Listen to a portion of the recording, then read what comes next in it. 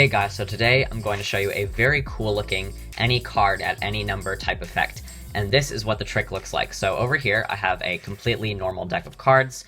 I can go ahead and show you every single card here in the deck is completely shuffled and random, but if the spectator wants, I could give the deck to the spectator and they can go ahead and give it just a quick shuffle, just like so, just to make it completely random, just like this, alright? So now what's going to happen is I'm actually going to ask the spectator to name any card in the entire deck, or I could ask them to name their favorite card in the deck. So just for an example, I'm just going to name a random card. Let's just do the Jack of Spades, just for example, okay? So the magician is going to go through the cards to himself, and he's going to say, so Jack of Spades. So you could have named any card here in the entire deck. I can show you here. Every single card is completely random, and you had a completely free choice to name any one of these 52 cards. And I can show you here, your card, the Jack of Spades, is not here on the top, correct? And it is also not near the bottom of the deck, correct? Perfect. So now I'm going to leave everything up to the spectator now. So I'm actually going to hand the deck over to my imaginary spectator, and I'm going to have them just name any number between 1 and 52. Let's say they say 16, for example. Now I'm going to ask them to deal 16 cards into my hand. So let's just pretend that they are going to do this. So 1, 2, 3, 4, 5, 6, 7, 8, 9, 10, 11, 12, 13, 14, 15, 16 cards. Just like so. And they can set the rest of the deck aside. So 16 cards, that's like around half the deck or so, or it's like around a quarter of the deck maybe. And you could have named any number. Like if you had said 17, would have been the Queen of Spades. 18 would have been the King of Diamonds. So everything is just completely random, right? But you said 16, and you said the Jack of Spades. And as you can see, the 16th card is actually the Jack of Spades. And that is basically the trick, guys. And now for the tutorial. Alright guys, so once again, thank you to DK for requesting this really cool card trick. I really liked this idea, and I really wanted to teach it to you guys, so this is going to be the tutorial for it right now. So basically, all you're going to need is a normal deck of 52 cards, and you are going to need 52 cards because you are going to have the option to allow the spectator to name any card in the deck. And if you are missing cards, there is a possibility they could name one of your missing cards, and then you wouldn't be able to perform this trick. So just make sure you have a deck of all 52 cards, and you are all ready to go. So basically, you have the deck, you can give it to the spectator to shuffle up. It honestly does not matter at all. So the deck is completely shuffled. So let's just say they're going to name a random card, and we can just use a random card generator just by choosing a random card here, because it honestly doesn't matter.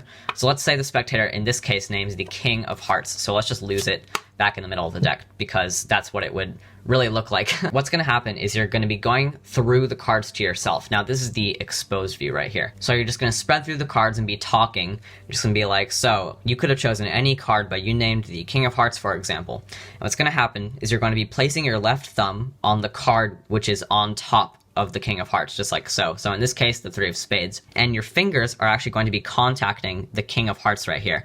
And what's going to happen is your fingers here are actually going to be sliding back the King of Hearts, just like so. And it's actually going to be snapped off from the spread, just like so, and you'll feel it snap off. And this is called culling cards, just like so. And now you'll actually notice that once it's off from the spread, you'll be holding it in your fingers, just like so, and you can actually continue spreading the cards. The King of Hearts is actually hidden underneath all of the cards, just like this. And what's going to happen is you're going to be spreading all the way to the top of the deck until you can eyeball 3 cards, just like so. And once you eyeball 3 cards, you're actually going to be placing the King of Hearts in the 4th position. So what's going to happen is you're going to be just sort of lifting down these cards so that you can actually insert the King of Hearts right into that 4th position as you square up the deck. So now once the King of Hearts is in the 4th position from the top, you're going to show the spectator that the card is not near the top, and you're going to flash the top 3 cards. And that is just a nice convincer to show that their card is not near the top.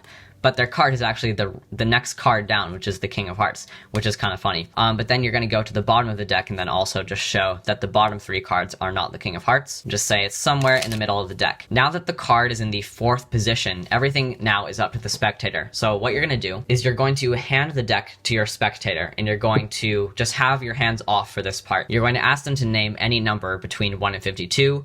let's say they name the number 33, for example. So it honestly doesn't matter. You're going to ask them to deal 33 cards into your hand. So let's just say that they do this.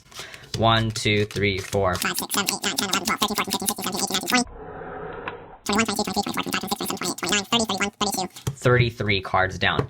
Now, obviously, the 33rd card will not be their card. But as they are dealing down the cards, you'll notice that the card is actually in the 4th position. So now what you're going to be doing is you're going to be spreading down the cards until you can eyeball those 4 cards right there. You're going to lift up all the cards at that point, except for the 4 cards at the bottom, square up and get a pinky break, just like so. Now, once you have a pinky break, you can do one of 2 things. You can either just do a normal Herman pass or a turnover pass. What I did was a normal Herman pass, and how I covered this move was I basically did a Herman pass like this. And then basically what a Herman pass is you are curling in your index finger here, and you are basically rotating the cards from the bottom and placing them on the top. What that does is it places the bottom 4 cards on top, and it basically moves their selection to the top. So these 4 cards were originally on the bottom, and you're basically just getting a break, and you're going to be just rotating them and then placing them on the top. That's basically the exposed view of the move.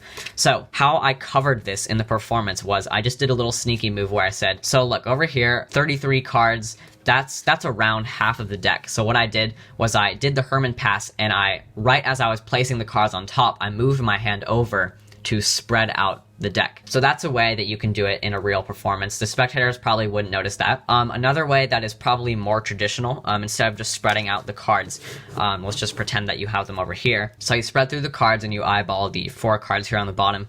You catch a break just like so, and you say 33 cards. You're going to do the Herman pass, and you say, that's around half the deck. And what you're going to be doing is you're going to close the cards on top as you raise your hand to dribble the cards, and you're going to be like, so that's around half of the deck or so, and you're going to be dribbling the cards like right in their face, but right as you raise up your hand, you're going to be closing the cards on top. So now, if you do not know how to do a Herman pass, I recommend that you watch my tutorial for it on YouTube. I have made a tutorial for it, so go ahead and check that out if you have no idea what I'm talking about right now. But it is a very useful move for card controls. It's a very cool sleight in general. It's a very cool hidden sleight.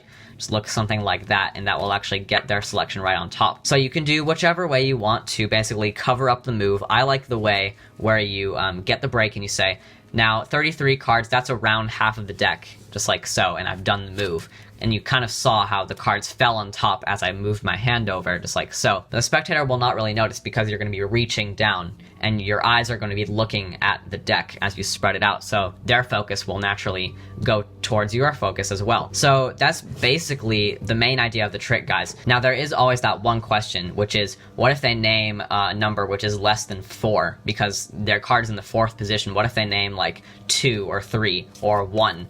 Now, what you can do is, if they do that, you can say, let's go for a little bit of a bigger number, maybe between like 10 and 52, instead of between 1 and 52. If you are nervous about the spectator naming a number which is less than 4, then you can say, all right, let's just name a number between 10 and 52, instead of saying between 1 and 52. That still gives a huge range of options that will just make the Herman pass a little bit more easier, and also won't allow you to mess up if they say 3 cards, for example, because then their card would be in the 4th position. That's basically the entire trick, guys. It's just a very simple, cool, any card at any number type effect. And thank you for requesting this trick to me, DK. I really appreciate it. If you guys want to have more requested tricks, be sure to go to my community page on my channel. You can comment a link in the comment section, in the community section of my channel. Wow, that's a lot to say. But once you do that, I will check them out, and I will give you a shout out if I like the trick, and then I will actually teach the trick in that video. So hopefully you guys like this video, and see you guys for my next one.